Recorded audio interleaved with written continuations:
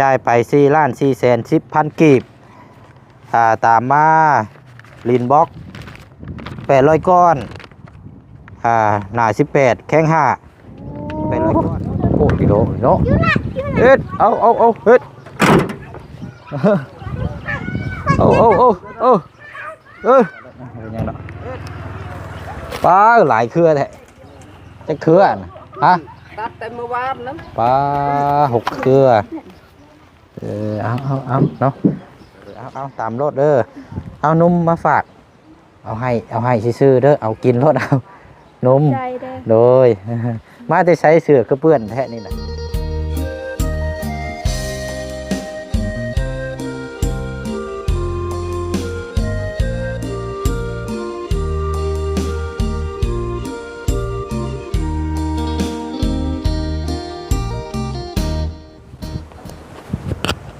โอ้ทุกโอ้เด็ดนี่เนาะไงเน้นนาดิโลนี่ชัดว่าพี่น้อยเนาะคันบ่สัมผัสคันบ่ลงมาเบิ่งก็บ่ฮู้ว่ามันสิเป็นแบบใดเนาะสายสลิงพี่น้อยเนาะใหญ่แท้ใหญ่ว่าเลยก็เน้นนาอีกเนาะ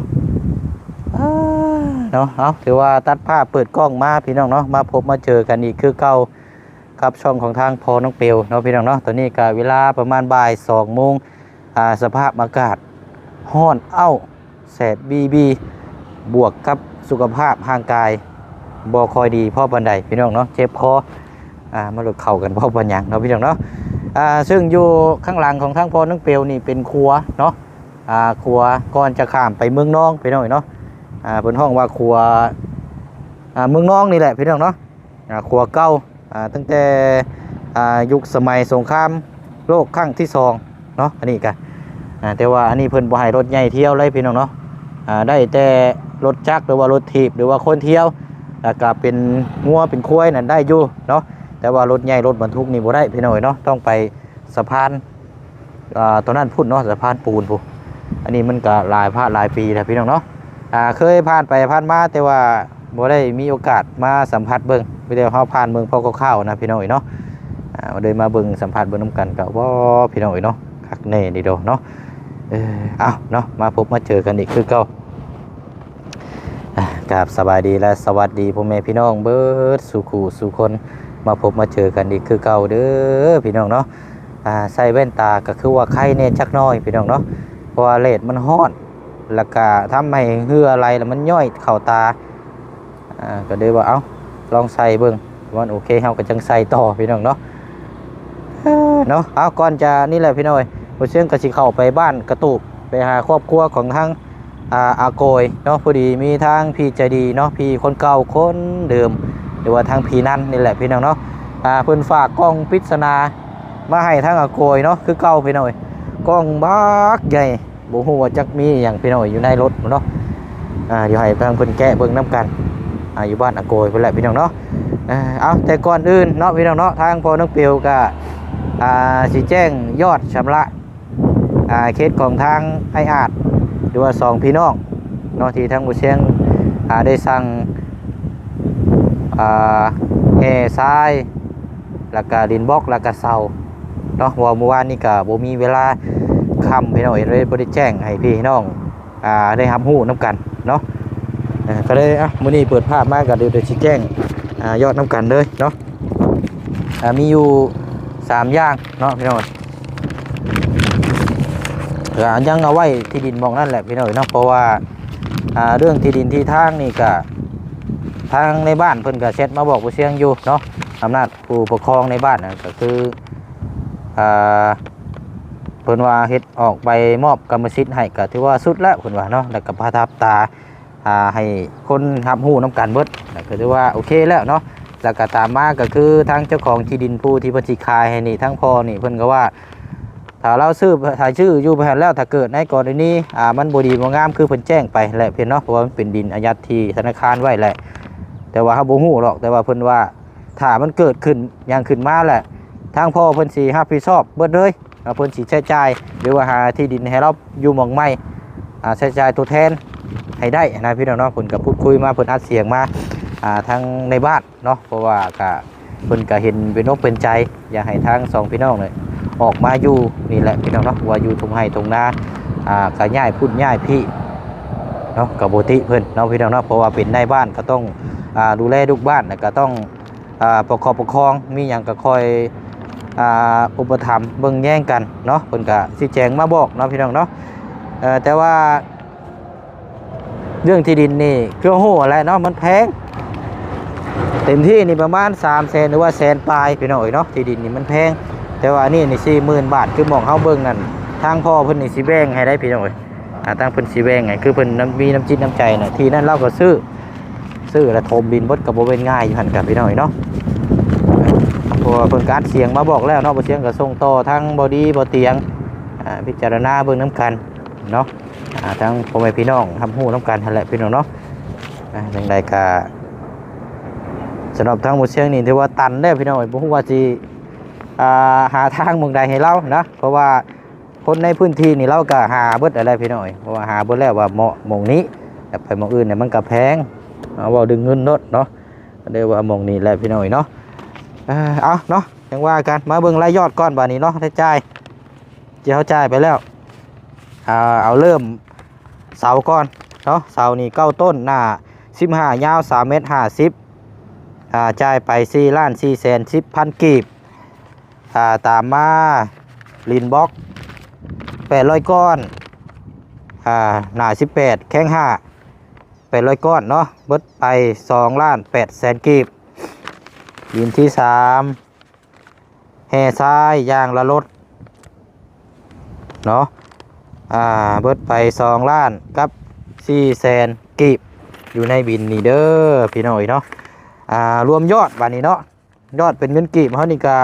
เบิดไป9,610,000 กีบเนาะวันนี้ไล่เป็นเงินบาทเท่ากับสีตกอยู่ประมาณ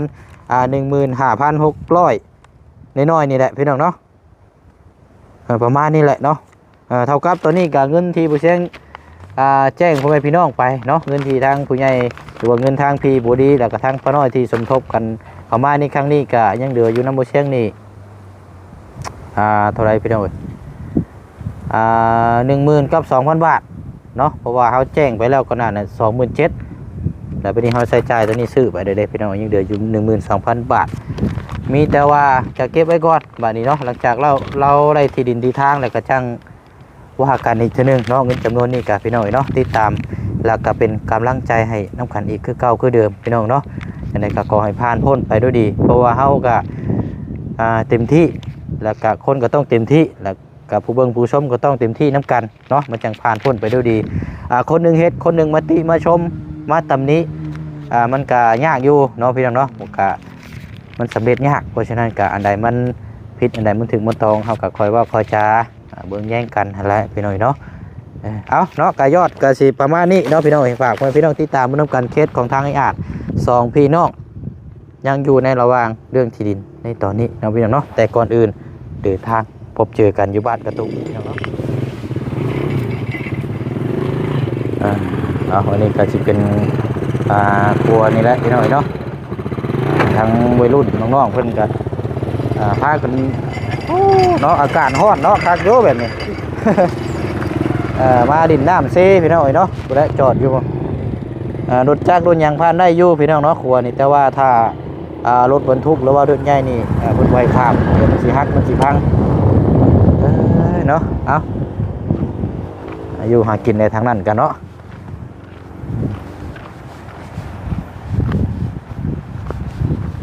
นี่ก็จะเป็นครัวที่รถบรรทุกผ่านไปผ่านมาจราจรข้ามไปพุ่นก็เป็นทางเมืองนอกเนาะหมดละเด็ดฮอดเอาได้มือนี่นะพี่น้อยเนาะทั้งเป็นวัดทั้งเป็นไอ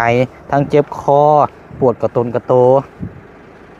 โอ้ยแม่นเบ่เลยพี่น้องไอ้ช่วงมือ2 มื้อมานี่บ่เชื่อมื้อนี้ก็ยังซึมๆเศร้าๆอยู่เพราะว่าสุขภาพมันบ่โอเคนะพี่น้องไปขึ้นบ้านน้องน้ามื้อเช้านี่ก็ยังบิน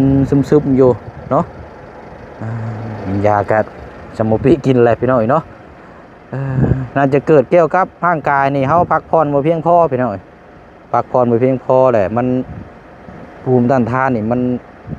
บ่มีมันก็เลยนานเศร้าเกี่ยวกับร่างกายนี่เนาะจะพยายาม พักผ่อนนั่นแหละพี่น้องเนาะไปเนาะเดินทางพุ่นแล้วพี่น้องพบเจอกันอยู่เพื่อนอาโกย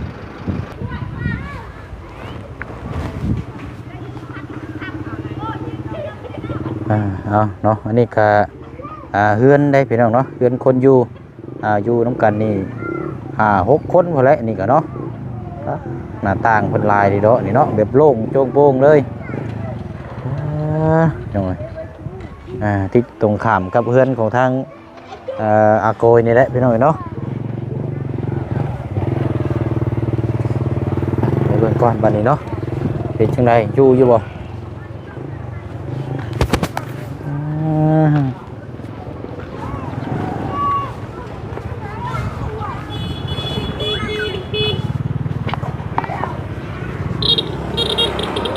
นี่ใดเด้อยู่ดีมีแห้งอยู่บ่อยู่ดีมีแห้งอยู่ร่ำรวยอยู่บ่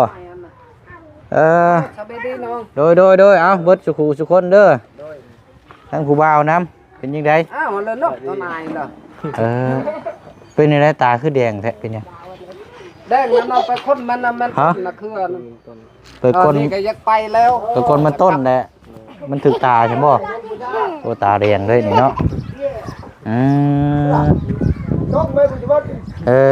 โหทั้งนี้จักความแล้วนี่ใหญ่เลยนกก่อนแล้วเก่งแล้วเนาะเก่งแล้วพูดนี่แน่นอนพูดลูกหลานเนาะเก่งแล้วไปย่างไปเอาเครื่องอยู่รถไปนี่กันเก่งแล้วไปเขาย่างไปพุ่นละเยอะทำไมนะเนาะป้าอาโกยมาเอาเครื่อง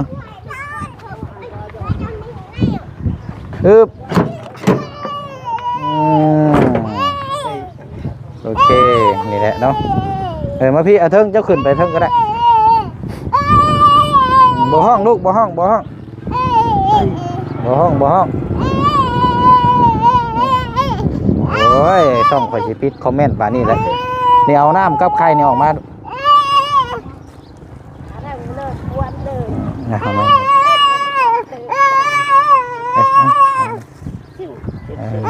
แล้วก็กับไข่นี่แต่หนึ่ง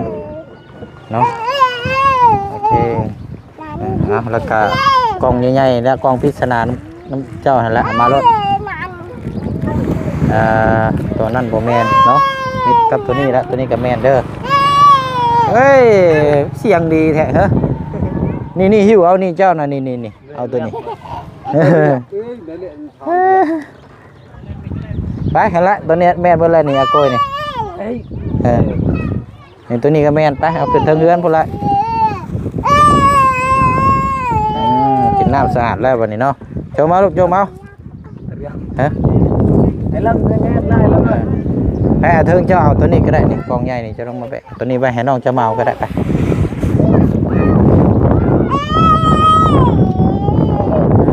โอ้คือว่าลมเย็นแน่จังน้อยบัดนี้ไปขึ้นไปเบิ่งเทิงพูโอ้ไหวบ่น้อนี่ใหญ่ได้นักเลยโอ้ดีโดเนาะเอ็ดเอาเฮ็ด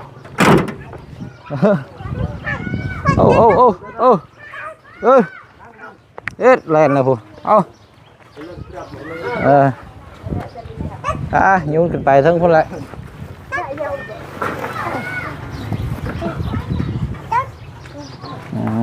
ไปเอาเดินไปเบิ่งก่อนเป็นยังไงเนาะเอาไปเด้อไปยังเข้าไปยังในพุ่นน่ะดีไม่แห้งบ้าโอ้ยบ่ถามเรื่องสุขภาพนี่บ่อยู่ดีไปแห้งปานใดไข้ป่วยแล้วเจ็บคออยู่นี่เป็นไอเลยไอเลยเป็นวัดเป็นไออยู่เนาะเอาตะกู้ลูกตะกู้เด้อตะกู้เอาเลิกเลยนี่จะทับมาคนขมุและสากอเวียนนี่ไผ่น่ะคนขมุคนขมุเพิ่นมาแต่ไสมานั่นเฮ็ดเวียกน้ำกินเพิ่นอยู่แข่งได้น่ะขมุจับเลยอยู่ในแกงอะไรยังจ้ะหลวงพระบางบ่หลวงพระบางจะไปฉักหลวงพระบางเพิ่นมาเฮ็ดเวียกอยู่พี่เด้อเพิ่นอันนี้เนาะ อ๋อโอเค แม่นอยู่นี่แหละ โดยเอาเดี๋ยวเฮามาเบิ่งเรื่องของน้ำกันแก้รถเถิงแก้รถแก้รถใช้อีกคนนึงได้ไปใช้ นุ่งนั่นไปเล่นแหละ โดยเอาอันนี้น้ำ2แพ็คแล้วก็ขนมกับไข่เนาะอันนี้ขนมทางพี่นั่นเป็นซอยเนาะสนับสนุนหันค่าน้อยทางเมนน้องเปียวพี่น้องเอ้ยอันนี้ก็นี่แหละเนาะ หยุดบอลได้อย่าตะพัดแค่ลูมี่ นี่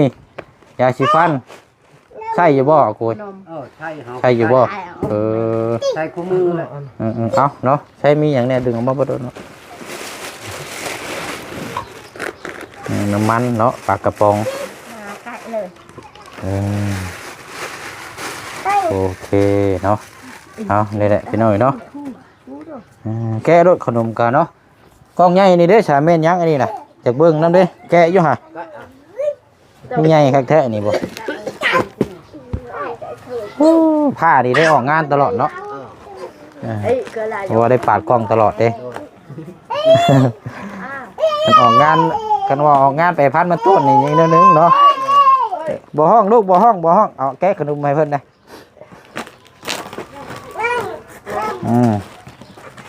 แต่นายมื้อนี้ก็บ่ได้นอนเลยไอเป็นนาย สบายเนาะเอามาเบิ่งพี่เม่นยังอันนี้ขึ้นนักแท้นี่โจมขึ้นรถกะเซ่นั่นตัดเอากล้วยอเมียน โอ้โหพี่น้องเอ้ยนับเล็กกันตับอเมียนกล้วยนี่แหละกล้วยบ่สุกมันอยากแห้วแล้วอะโกนต้องให้มันสุกตัดมันจังมันบ่สุกเกิบเนาะโอ้งามใช่เกิบนี่เนาะโอ้หลายคู่2-3คู่เอาใส่เบิ่งพอดีอยู่บ่พอดีเจ้าเนาะลังเอสอีกผู้หนึงให้ได้ใส่ทางผู้นั้นได้ใส่มาใส่เบิ่งอยู่ลงมาเบิ่งอยู่ลองใส่เบิ่งอยู่หาเจ้าน่ะพอดีบ่พอดีเนาะผู้นั้นอีก3ถุงใส่เนาะป้าข้าวต้มขนมเนาะนี่ก็น่าเจาะปึกโอ้เป็นยังล่ะเพิ่นอ่านว่านี่ได้นี่น่ะบ่ฮู้นึกชื่อเด้อฮะบ่ฮู้นึกชื่อเอาง่ายซะในครอบครัวนี่บ่มีไผอ่านหนังสือได้เลยบ่มีบ่ได้เลยพี่น้องนี่นั่นได้ป.1 ป.3นี่ป.1เรียนน่ะแต่ว่าอ่านบ่ได้อ่านบ่ได้เขียนบ่ได้เขียนบ่ได้อ่านบ่ได้โอ้ยเนาะเอาใช่น่ะเนาะนี่แหละอยู่ในกล่องหั่นแหละพี่น้อยเนาะดีใจเนาะเอาถึงมานั่งพิกก่อนบัดนี้เดี๋ยวจังว่ากันเอาเนี่ยเอานี่แหละไม้อันโกยเด้อเบิ่งก่อนพี่น้อยวันนี้อันนี้ก่อนเดี๋ยวเงินอยู่มอบทางนอกเพิ่นก่อนจัก200,000เอาไว้อันนี้พอได้เติมบัตรเติมเงินโทรดิน้ำผู้สาวเนาะถึงเธอผู้สาวว่าขอบัตรเติมเงินแค่ 4,000 ดอกผมมีให้เฮ็ดได้เนาะแม่นบ่โกยว่าซั่นเป็นผู้บ่าวผู้แซวเนาะเดี๋ยวเอานมมือเอาล่ะเด้อเอา200,000กีบเงินทางอันพี่เจ้านี่ล่ะเด้อทางแม่เนาะกันคือเจ้าเว้ากันทางแม่นั่นเนาะเอาเฮาได้พักกันจัดแจงเอาเด้ออาโกยเด้ออยู่นี่ได้เฮาสิเดินทางไปต่อก่อนบัดนี้เด้อพอสิกลับไปนั่นอยู่เดี๋ยวมันสิค่ำมืดเนาะเด้อเนาะขอบคุณเด้อแม่เด้อให้อยู่ดีมีแห้งฮอดแล้วเบาเชียงไปเชียงฮอดให้อยู่ดีมีแห้งปลอดภัยเอาเนาะให้อยู่ดีมีแห้งน้องเด้อปลอดภัยจะฮอดแล้วเฮือนชานอากุยเจ็บบ่ได้ให้ใดใครบ่ได้ให้มีเด้อแม่เด้อเต้นนี้ต่อไปให้สมบูรณ์เจริญรุ่งเรืองเต้นนี้ต่อไปเจ็บบ่ได้ให้ใดใครบ่ได้ให้มีเด้อแม่เด้อให้น่ะเจริญรุ่งเรืองเต้นนี้ต่อไปบัดนี้คงพักก็ให้อยู่ดีมีแห้งแม่เต้นนี้ต่อไปให้ร่ำให้รวยต่ออีก แม่เด้อทำใบเชียงก็ฮอดอีกเดินทางอีกให้รอดปลอดภัยไอ้นี่จะไปต่ออีกขอบใจน้องเด้อ โดยเอาเนาะคือกันเนาะเอาตามนั้นเด้ออยู่ดีมีแห้งเด้อเอาสบายดีเด้อเด้อเอาพากลับก้อนบัดนี้เอาใกล้สงกรานต์ในย่อมผมหัวแดงได้ทั้งนอกมันกันว้ายไปก่อนมียังนะกล้วยเอาขอบใจละลายสันเนาะมายามใดก็ได้แต่ของฝากของต้อนพี่น้อยเนาะโอ้ยเอาพอดีแล้วเพื่อเมื่อเนี่ยไว้ในรถนี่ชุกพอดี มันถึงแดดเด้อากาศมันแดดร้อนเอาวางรถน้องเป็นยังหรอกมันล่มลงไปรถนะเป็นยังหรอกป้าหลายเครือแท้จะเครือฮะ ตัดแต่เมื่อวานนั้น ป้า6เครือเอาเนาะพอดีแดดเมื่อบ้านฮอดเมื่อนี่ชุกพอดีเลยอีก2-3 มื้อเอาไว้ตากแดดอยู่ที่แดดเนาะขอบใจ โดยเอาโกยเด้อขอมุกขอบใจอะไรโดยเดินทางปลอดภัยโดยเอาเนาะ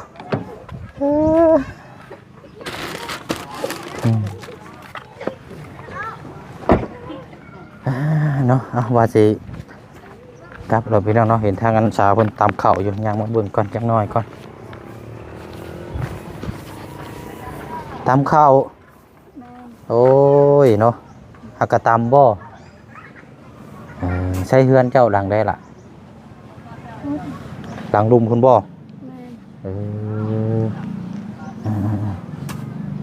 อยู่น้ำกันจะค้นครอบครัวเจ้าฮะเจ้าเป็นคนบ้านใดเป็นบ้านกลุกบ้านกลุกมาแต่ทางคุณบ่ทางมือแสนคุณบ่แข่งจ่องไปแล้วเนาะโอ้โดยมีลูกน้อยอยู่บ่ฮะยังบ่ทันได้แต่ว่าได้มีผัวแล้วเนาะโดยเอาตามรถเด้อเอานมมาฝากเอาให้ซื่อๆเด้อเอากินรถเอา